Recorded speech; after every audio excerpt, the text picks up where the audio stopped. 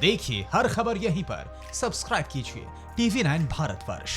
भारत का ये आक्रामक रुख देखने के बाद चीन की भाषा भी बदली हुई नजर आ रही है। इंडियन एयरफोर्स की दहाड़ से चीन घबराया हुआ नजर आ रहा है और चीन की भाषा बदली हुई नजर आ रही है। चीन को अब भारत के गुरुजी रविंद्रनाथ टैगोर याद आ रहे हैं। हिंदी फिल्में अच्छी लगने लगी हैं। कल तक जो ग्लोबल टाइम्स गीदड़ भपकियां दे रहा था हिंदुस्तान को, उससे अब भारत के महापुरुषों की याद आ रही है, उनकी कविताएं याद आ रही हैं। लेकिन एक हकीकत यह भी है कि ड्रैगन अपना रंग बार बार हर बार बदलता है। क्या यह कोई चाल हो सकती है? मनीष झा हमारे संवाददाता इस वक्त हमारे साथ मौजूद हैं। मनीष, बड़ा सवाल यही, क्योंकि चीन पर देखिए अब भरोसा तो किया नहीं जा सकता। इतना धोखेबाज मुल्क है कि ये क्या करता है और क्या कहता है, इसमें बहुत बड़ा अंतर है। क्या यह भी कोई चाल हो सकती है?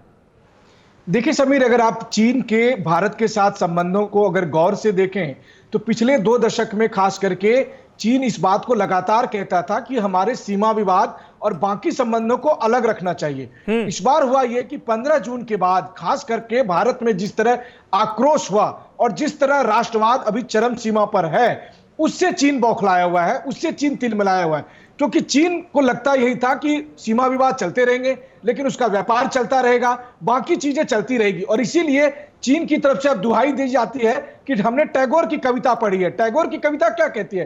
टैगोर की कविता अंतर्राष्ट्रीय मानववाद पर जोर देती है। लेकिन अब भारत और बाकी दुनिया समझ रहा है कि चीन की असली चाल क्या है और चीन के इस धोखेबाजी से, चालबाजी में कोई नहीं पड़ना चाहता। इसलिए मैंने आपको कहा कि बाकी दुनिया के लिए चीन अब हंटिंगटन के क्लैश ऑफ आइडियोलॉजी की नजर में है। यानी वो देश जो डेमोक्रेसी के खिलाफ है, वो देश जो फ्रीडम के खिलाफ है, वो देश जो किसी भी दूसरे वे ऑफ लाइफ के खिलाफ है और अपने विस्तारवादी रुख को बढ़ाना चाहता है। इसीलिए भारत, अमेरिका, जापान और दुनिया के तमाम मुल्क अब चीन को सबक सिखाने के मूड में है। और ऐसी स्थिति में चीन को अब इस समय मानवतावाद की दुहाई देना, लेकिन आपने बिल्कुल सही कहा, चीन पर आप कभी भरोसा नहीं कर सकते हैं और यह बात भारत और दुनिया के बाकी मुल्क बखूबी समझ भी रहे हैं। बिल्कुल। अशोक सज्जनार साहब, इस पर मैं आपका रिएक्शन चाहूंगा। ये क्या जता रहा है? हिंदुस्तान के महापुरुष क्यों याद आ रहे हैं चीन को?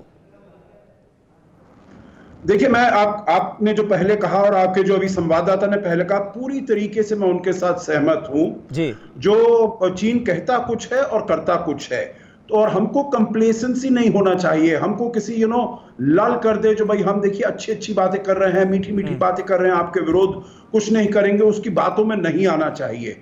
हमें वो देखना चाहिए जो वो जमीन पर कार्रवाई जो करता है। देखिए 6 जून को भी जब हमारे कोर कमांडर की मीटिंग हुई, तब उन्होंने कहा हम ग्रेजुअल डिसएंगेजमेंट करेंगे और वहां से अपनी फोर्सेस को, ट्रूप्स को मूव बैक करेंगे। उसका नतीजा क्या हुआ? 15 जून गलवान में जो हुआ, हमारे 20 जवान शहीद हुए, उनके पता नहीं कितने हुए, उन्होंने वो बताया ही नहीं है। और मुझे तो ये लगता है जो उनके ज्यादा हुए इसीलिए उनको एम्बैरेसमेंट हो रहा है, इसीलिए उन्होंने नहीं बताया। 22 जून को फिर मुलाकात हुई कोर कमांडर में, उन्होंने कहा वही 6 जून का जो हमने निर्णय लिया है उसको आगे ले जाएंगे, कुछ भी नहीं हुआ।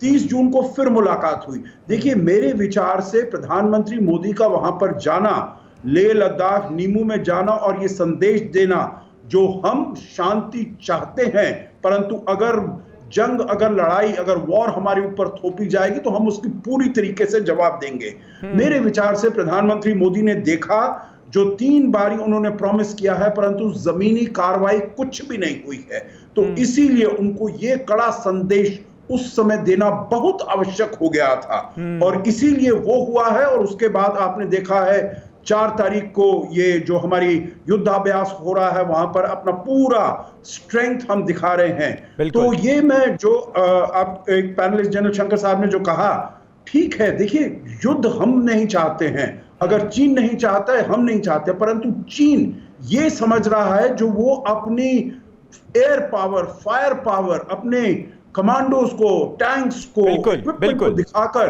भारत को डरा देगा। हमको संदेश भेजना है, आज का भारत डरने वाला नहीं है। बिल्कुल, हम शांति के लिए काम करेंगे, परंतु आपका जवाब भी देंगे। बिल्कुल। न्यूज़ टॉप 9 रोज सुबह 7 बजे और शाम 7 बजे सिर्फ TV9 भारतवर्ष पर।